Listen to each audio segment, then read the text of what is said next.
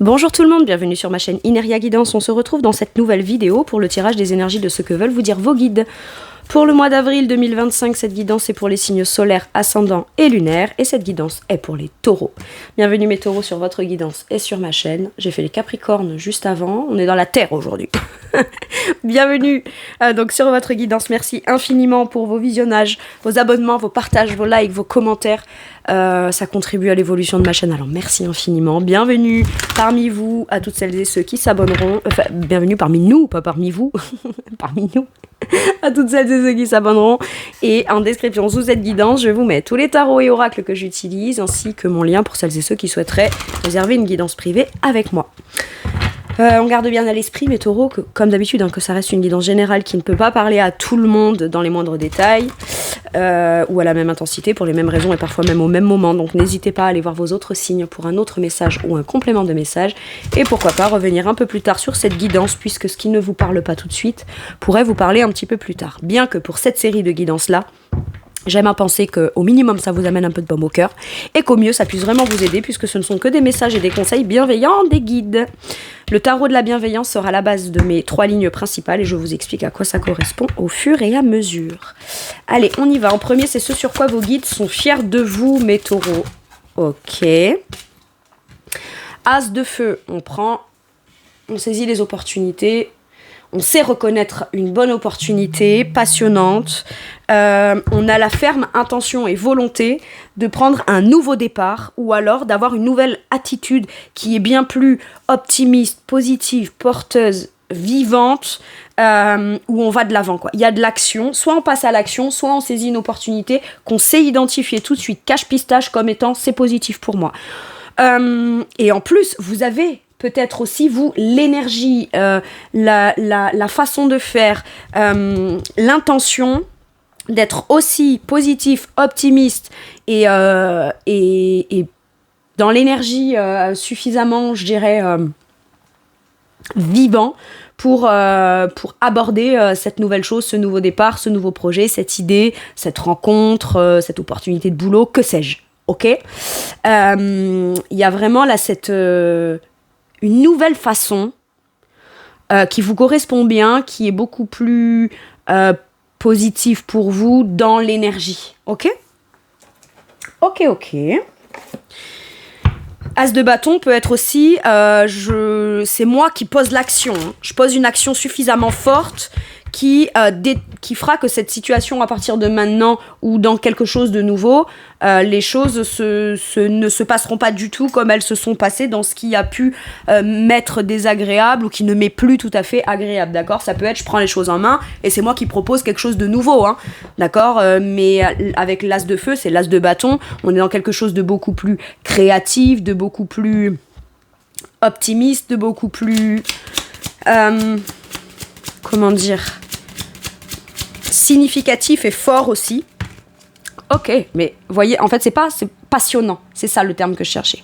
Un nouveau truc passionnant, d'accord ? Donc, soit on prend les choses en main, et visiblement, on le fait. Avec quelle énergie ? Avec la volonté de faire, de pratiquer, de s'investir, d'apprendre. Ça me passionne. Je sais reconnaître ces trucs comme étant positifs pour moi. Ok, je me relève les manches et je mets les mains à la pâte. Voilà. Et je prends du plaisir. Et je m'engage. Je m'investis. Je suis passionnée par ce que je fais. Ça peut être, si c'est une relation, ça part d'un truc où c'est un peu tout feu tout flamme, un peu passionnant. Mais tout de suite, j'ai envie... Oui, c'est un risque qu'on prend, le 8 de denier.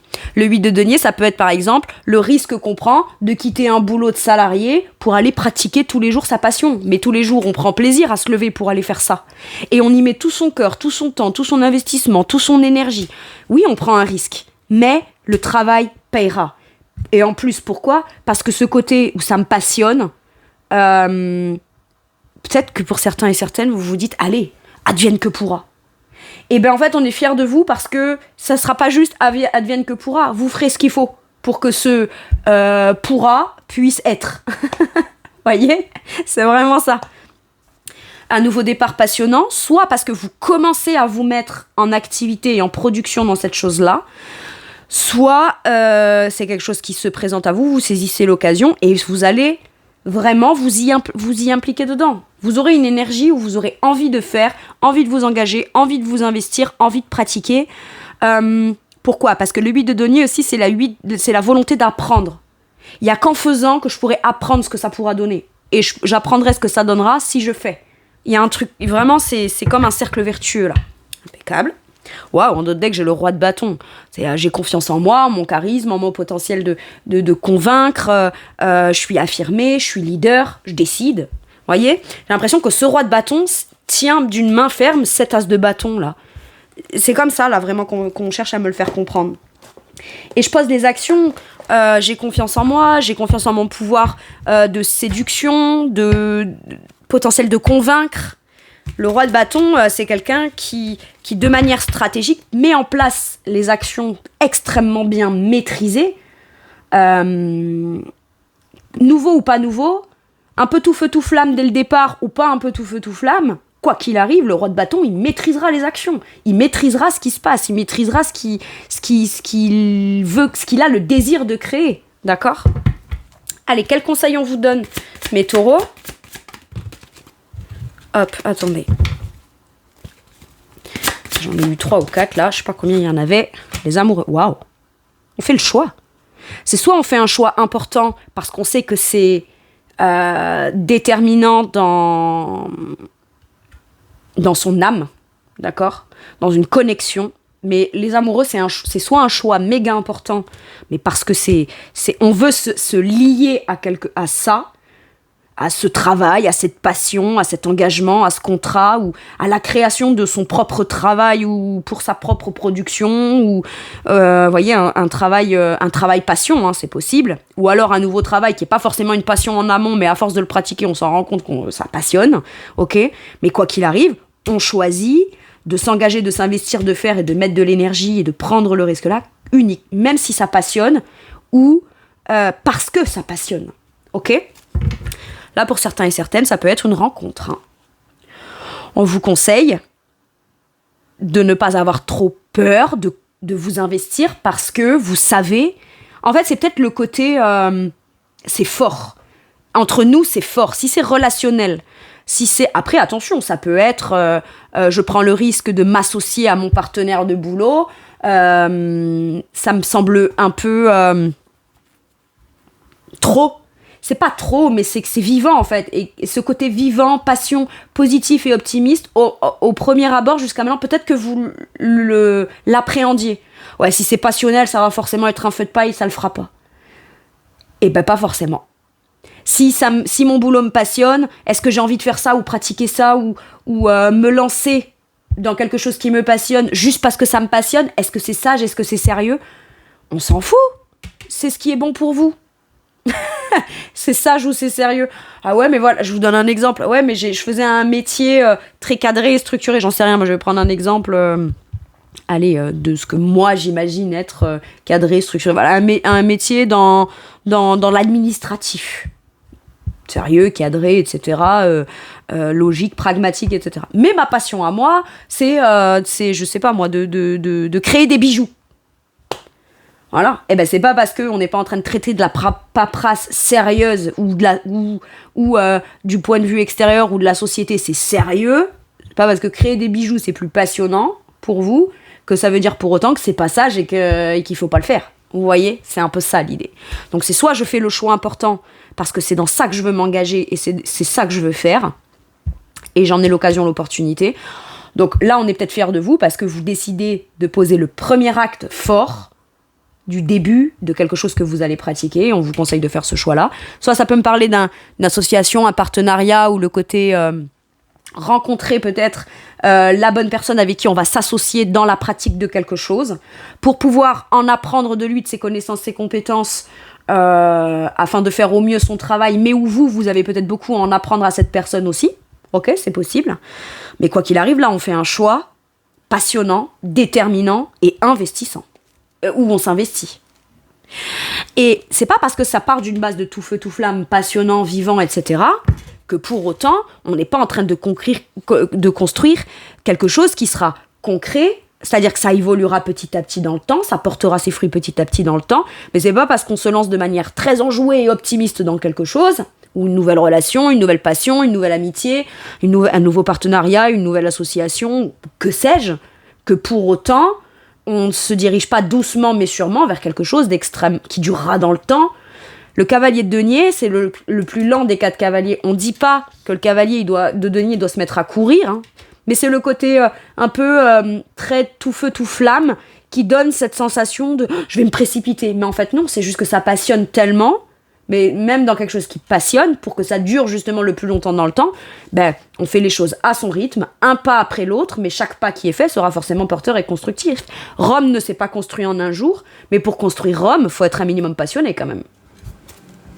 Ok. Parce que sinon, les travaux de tous ces bâtiments, chiant quoi.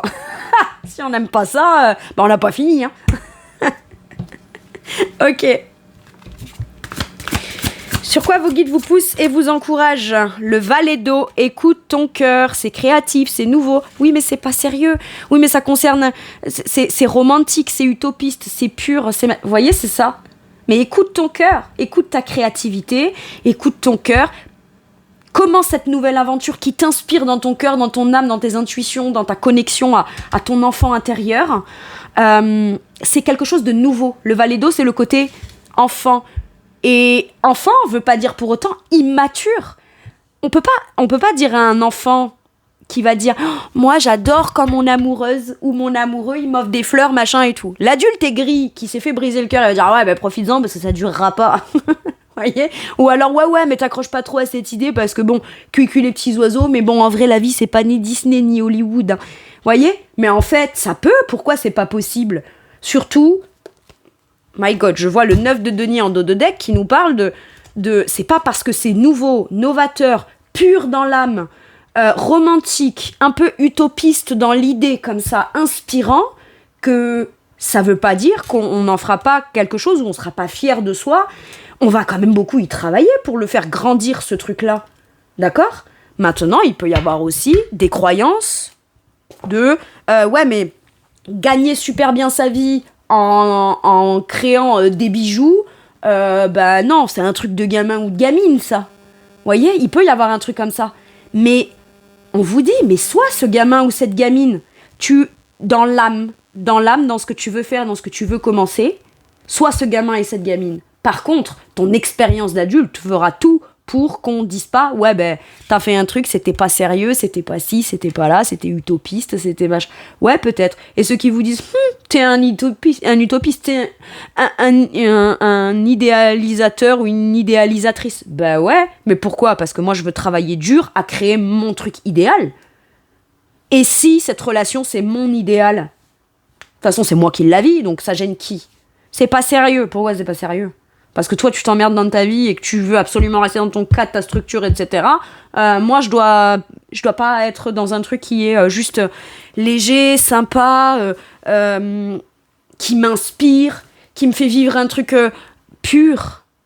Enfin, je sais pas. Oui, il y a de l'insouciance là.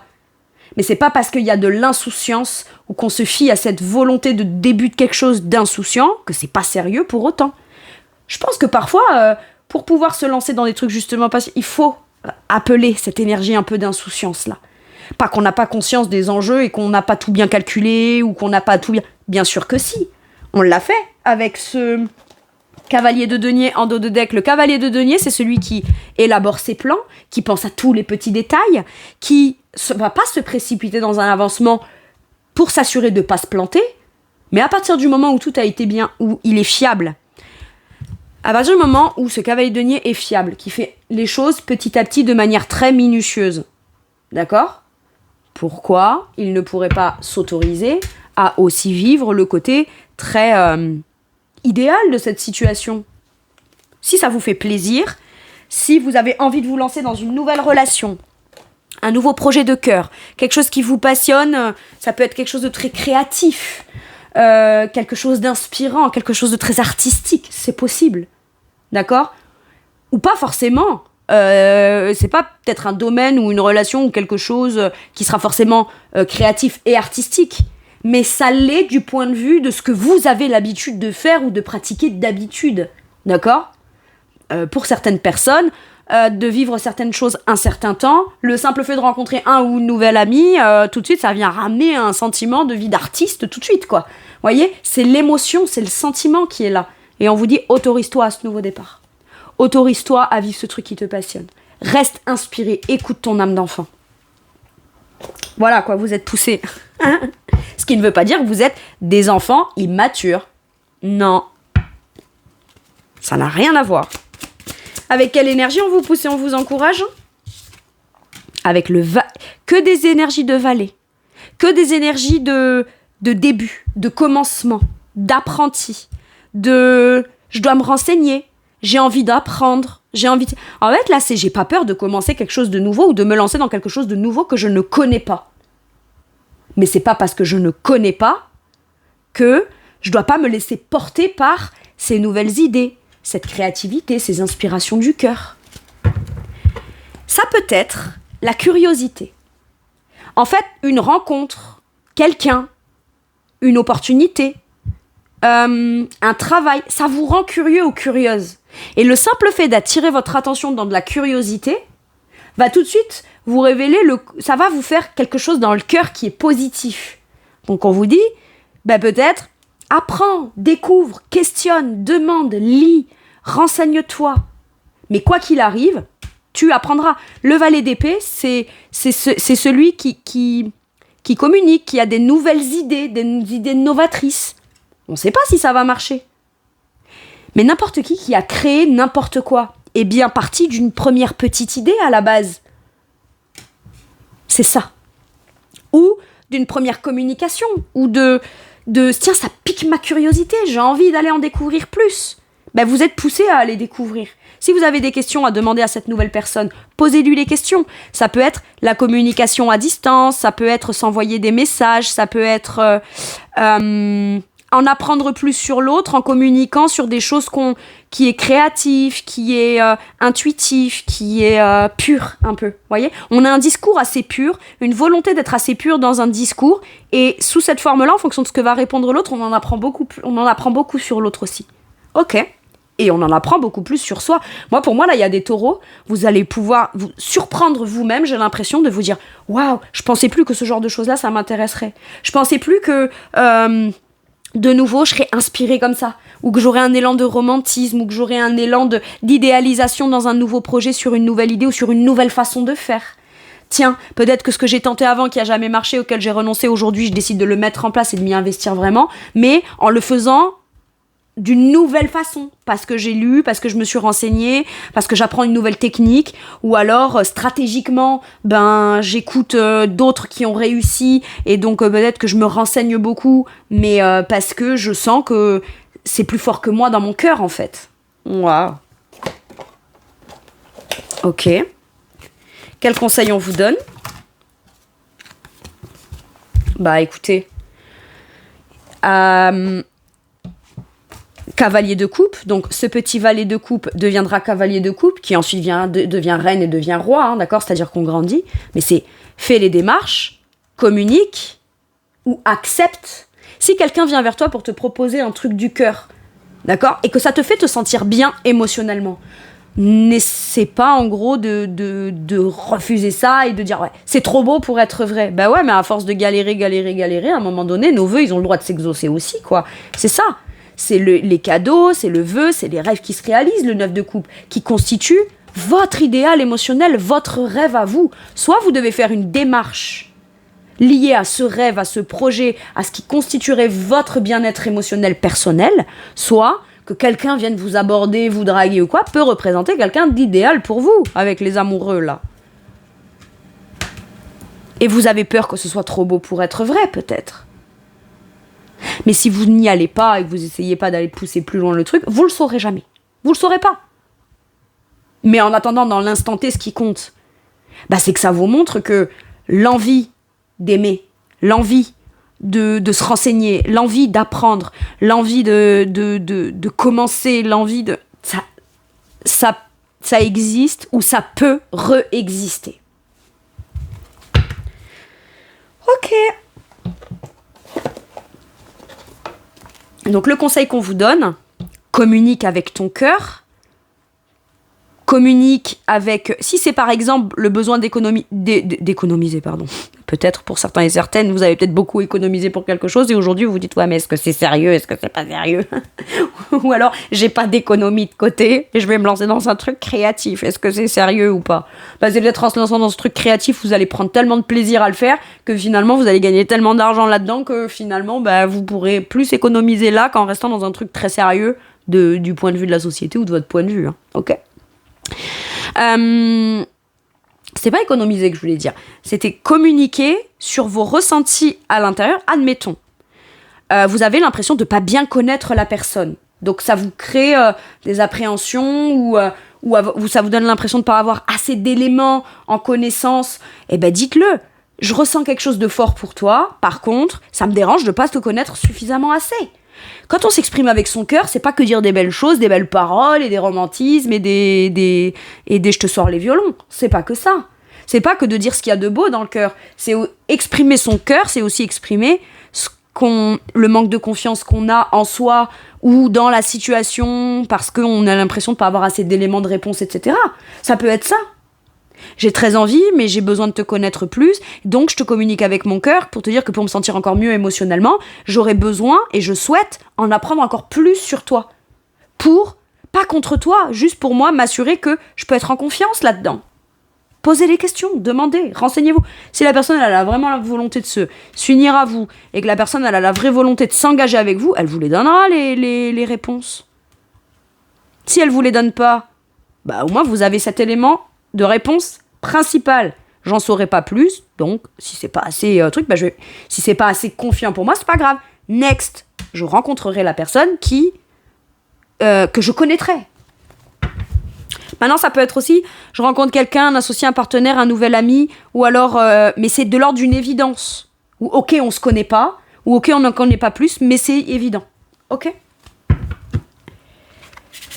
Allez, sur quoi vos guides vous soutiennent, vous réconfortent et vous amènent un peu de baume au cœur? Waouh, le jugement.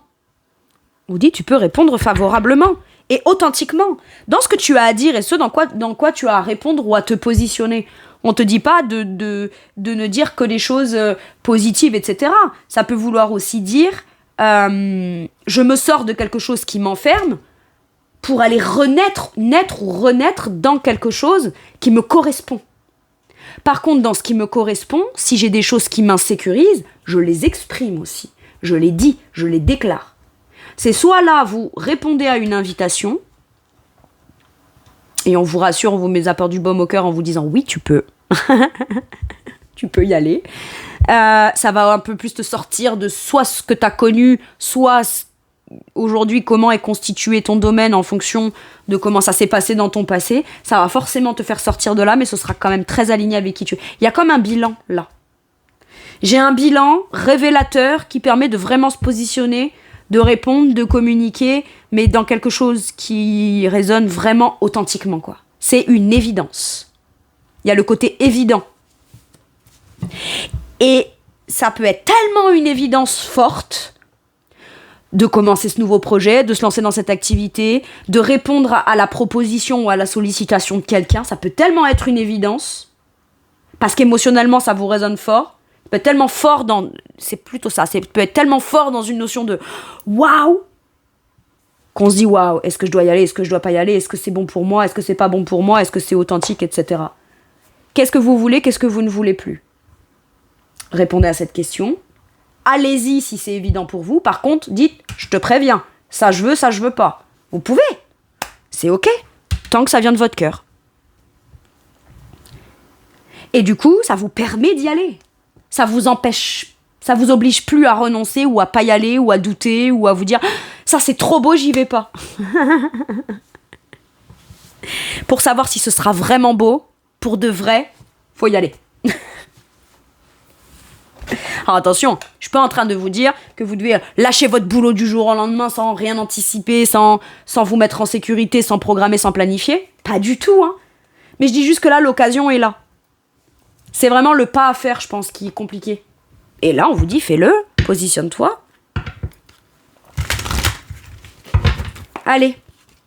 Avec quelle énergie on vous soutient et on vous réconforte? L'as de bâton. tout feu, tout flamme.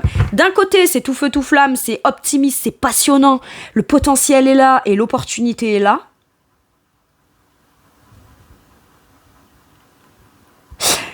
Donc, vous saisissez cette opportunité, mais c'est pas juste je m'en remets à l'opportunité et moi je vais me laisser aller en fonction de ce qu'est l'opportunité. Non, c'est que moi aussi j'ai des avis, j'ai des opinions, je suis quelqu'un, j'ai des choses qui doivent être prises en considération et je sais que c'est authentique pour moi, donc j'y vais. Avec l'énergie de la vraie volonté, soit de faire, soit de commencer, soit de recommencer quelque chose qui vous passionne, qui vous fait vous sentir vivant ou vivante.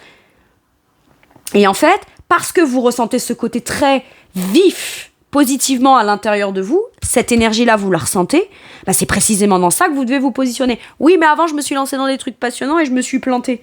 Non, tu t'es pas plantée. Tu as appris. Tu as appris. Ça te permet de pouvoir commencer ou recommencer, ce coup-ci en posant d'autres conditions, en faisant différemment, tu en as beaucoup appris sur toi. Donc tu peux en apprendre encore plus, mais ce coup-ci dans l'aspect positif, pas forcément challengeant, ou pas forcément, voilà, on va te mettre des bâtons dans les roues pour que tu comprennes, t'apprennes et que tu te positionnes. Il n'y a pas besoin là. Il n'y a pas besoin. Ok. T'es pas juste tombé, tu t'es aussi relevé. Et là, on vient vous rassurer peut-être parce que pour certains et certaines, vous dites, ouais là, voilà, je me suis remise de quelque chose ou remis de quelque chose, je me suis fait une idée et je suis tranquille avec cette idée-là, mais là, je suis un peu conditionné, casé dans ce truc. Et il y a un réveil de quelque chose. On vient vous rassurer en vous disant, t'as vécu quelque chose, ça s'est peut-être arrêté, étouffé, c'est bon. Il y a de la lassitude ou il y a quelque chose, t'as besoin de ce truc-là. Bon, après ça peut être par exemple relationnel, t'as vécu quelque chose de fort, ça s'est essoufflé, machin, ça s'est arrêté, t'es célibataire depuis un temps, et peut-être tu t'inquiètes de te dire, est-ce qu'il y a vraiment quelqu'un pour moi ? Est-ce que je vais vraiment, moi aussi, avoir la chance, l'opportunité à devoir saisir de quelque chose de passionnant, de tout feu, tout flamme, de positif, etc. On vient vous rassurer en vous disant bien sûr que oui. Bien sûr que oui.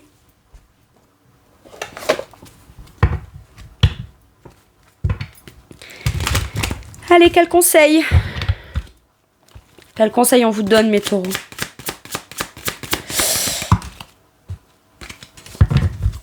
Il y en avait 3 ou 4. 7 d'épée, ne fuyez pas. Ne vous mentez pas à vous-même. C'est la peur d'être trompé et trahi qui vous empêche aujourd'hui de croire que le beau puisse vous arriver. Si vous avez été trompé et trahi, ou si on vous a menti ou si on vous cache, posez les questions. Si vous n'avez pas de réponse, c'est déjà une réponse. Et à ce moment-là, choisissez de prendre un vrai nouveau départ pour vous-même. Mais ne fuyez pas par peur qu'on vienne vous tromper, vous trahir, etc. Quelque part, même dans ce qu'il y a de difficile que vous avez pu vivre, aujourd'hui, vous voyez les choses telles qu'elles sont. Vous ne fuyez plus, parce que fuir, c'est renoncer à la part de positif qui pourrait être aussi. Et autant, à un moment donné, ça a pu vous sécuriser, et c'était une vérité, où on se cache des choses parce qu'on veut pas affronter ses peurs, etc. Mais ça va un temps, quoi. Il y a un moment donné, il y a besoin d'aller affronter ce qui fait peur et assumer certaines choses en disant « Ouais, j'ai peur, mais est-ce que parce que j'ai peur, je dois m'empêcher d'y aller ?» Ouais, j'ai peur, mais parce que j'ai peur d'être trompée ou trahie, de décliner des trucs vachement positifs et passionnants, est-ce que quelque part, moi qui ai envie de ça dans mon âme, je suis pas en train de me trahir parce que quelqu'un d'autre m'a été trahi? Donc en gros, on m'a fait vivre une peine, un truc dégueulasse, et là actuellement, ça a la conséquence que moi aussi, je m'empêche de vivre du positif. Donc quelque part, en gros, c'est comme si c'est la double peine, quoi. C'est la double peine. J'ai vraiment ce advienne que pourra. Par contre, j'arrête de fuir et j'arrête de me mentir. Ou alors, très honnêtement, ça peut être, je te préviens, tu me mens, tu me caches, il y a le moindre truc flou, je n'ai aucun problème à prendre une décision pour moi-même. Et je ferai ce qu'il faut et je suis capable de faire ce qu'il faut pour moi-même. D'accord ? Mais là, c'est la peur de se tromper. La peur de se dire, je vais suivre mon instinct, mais si je suis mon instinct, est-ce que je suis pas en train justement de me fourvoyer, de me mentir en allant vers quelque chose de chouette et de positif ? Ça peut être parce que vous avez la croyance que dans la vie, pour réussir, il faut forcément galérer. C'est pas vrai. C'est pas vrai. Je peux vous garantir que quand on galère, c'est juste qu'on a quelque chose à en apprendre. Mais une fois qu'on l'a appris et que c'est acquis, il n'y a plus besoin d'avoir peur en fait. Et même on n'a plus peur, parce qu'on l'a déjà vécu. Donc quand bien même ça viendrait à se repasser, c'est pas grave, on posera les actions et on sera on sera clair. On sera clair, mais on arrête de se mentir là. On arrête de se mentir, on arrête de fuir, on arrête de faire l'anguille, pas forcément vis-à-vis de l'autre, mais même vis-à-vis de soi-même. Il y a un truc comme ça. Parce que j'ai tellement peur de me tromper, peut-être parce que vous vous êtes déjà trompé une fois, donc vous pensez que c'est tellement grave qu'il faut pas retenter le coup, mais j'ai l'impression que vous fuyez pas ce qui pourrait être dans le potentiel positif. Vous fuyez la peur de vous tromper alors que vous avez perçu ça comme étant positif au départ. Vous n'allez pas vous tromper. Parce que même quand on vous a trompé, menti, trahi, ou que vous avez eu ce sentiment d'échec dans quelque chose d'autre avant, il y avait peut-être des petits trucs qui faisaient où vous étiez pas tout à fait à l'aise. Vous saviez que c'était peut-être pas comme ça qu'il fallait faire, ou voilà, on nous a conseillé ça, on devait se renseigner sur ça, on l'a pas fait, mais on s'est lancé quand même. Vous voyez, il y a des petits trucs comme ça. Et ce coup-ci, vous n'allez pas laisser ça de côté. Parce que vous savez pertinemment que ça aurait pu. Voilà, mais vous en avez forcément appris. Ok.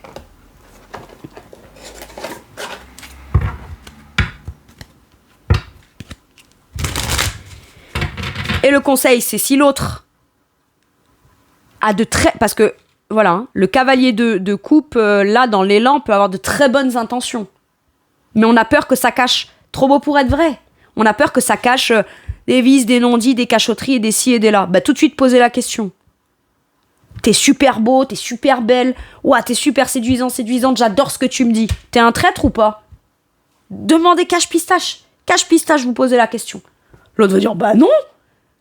Ou alors, pourquoi tu dis ça? Je sais pas, je te demande, parce que tu m'as l'air d'être trop parfait. T'es le gendre idéal.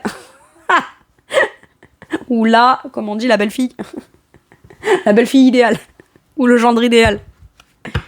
Ou alors, si c'est pas lié à quelqu'un d'autre, c'est à vous-même. Waouh, il y a la partie de moi qui est très enthousiaste, qui veut écouter son cœur. Est-ce que je vais pas me tromper?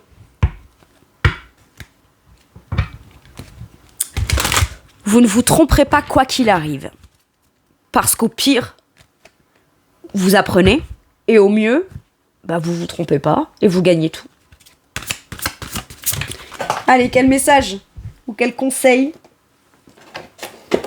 pour vous?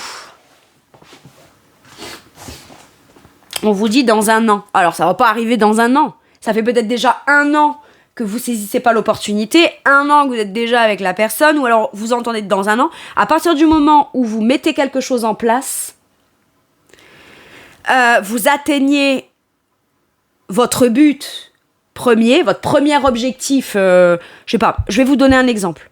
Je veux me lancer dans ma passion, mais je dois générer, je sais pas moi, 15 000 € de chiffre d'affaires dans l'année.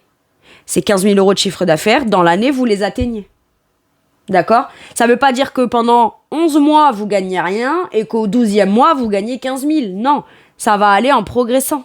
D'accord? Mais on vous dit bien que entre maintenant et dans 1 an, à partir de ce nouveau départ, ce positionnement où les démarches qu'on fait, ou le début d'une relation, où on peut être en couple avec cette personne et on se lance dans quelque chose de nouveau, on atteint ou on réatteint vraiment le côté résultat qu'on veut atteindre dans 1 an. 1 an pour atteindre un but et un objectif, ou alors ça peut dire dans 1 an. Là, vous vous rencontrez et dans 1 an, vous passez encore à une étape supérieure d'engagement, etc. C'est possible. Donc au début, ça paraît tout feu, tout flamme. On y met tout son cœur, son énergie, son investissement parce qu'on veut quelqu'un qui s'engage, qui se marie, qui ait des gosses, avec qui on fera le tour du monde. Peu importe ce que c'est. Dans 1 an, on peut l'obtenir. Et 1 année pour faire développer ou passer à des étapes importantes dans la vie d'une relation de couple, c'est pas, c'est pas fou, quoi. Enfin, c'est bien, quoi. 1 an, c'est rapide, hein. Mais même dans des résultats professionnels ou dans des activités, même de passion, etc. On vous dit, vous allez peut-être beaucoup travailler, vous allez rien lâcher pendant 1 an, et dans 1 an, vous êtes reconnu. Je sais pas, vous écrivez un bouquin, ça vous prend quelques mois, plus les démarches d'une maison d'édition ou quoi, et dans 1 an, votre truc, il devient best-seller. Ça peut être ça, vous voyez? Allez. Mais pendant 1 an, il n'y a pas rien qui se passe, c'est ça que je veux dire. Sauf que les choses, elles prennent le temps qu'elles doivent prendre. C'est ça.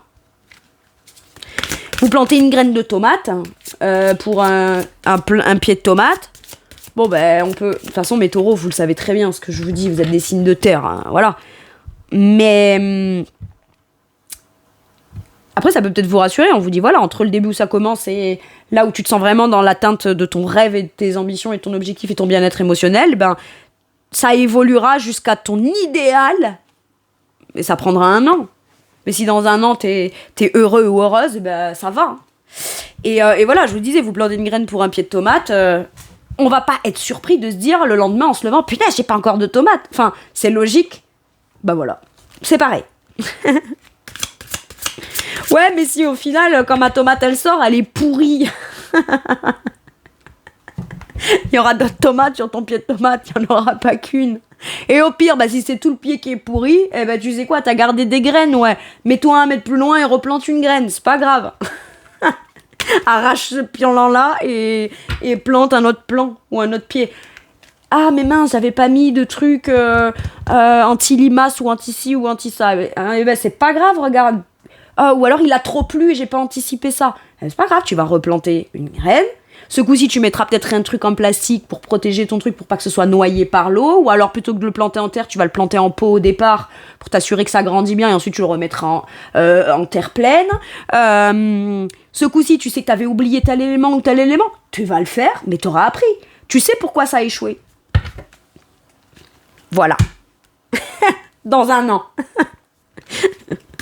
Bon, des plants de tomates qui poussent en 1 an, par contre, cherchez pas, je crois pas que ça pousse en aussi longtemps. Hein. Si au bout d'1 mois ou 2, il y a même pas une petite tigette replantée. D'autres. Allez, qu'est-ce qu'on vous dit avec celui-ci ? On en a 2. Ressentez de la joie dans tout ce que vous faites. C'est ça, l'as de bâton. La patience est une vertu. Pardon. Votre pied de tomate, il poussera pas en 1 jour. Vous devrez être patient ou patiente. Mais vous allez y trouver de la joie jusqu'à atteindre l'objectif de votre patience. Et en dos de deck, on a fiez-vous à votre intuition. Waouh, elle est trop belle, votre guidance. Non, pour le coup, la patience est une vertu. Ah, mince. Bah moi, ça m'emmerde dans mon quotidien de devoir être patient.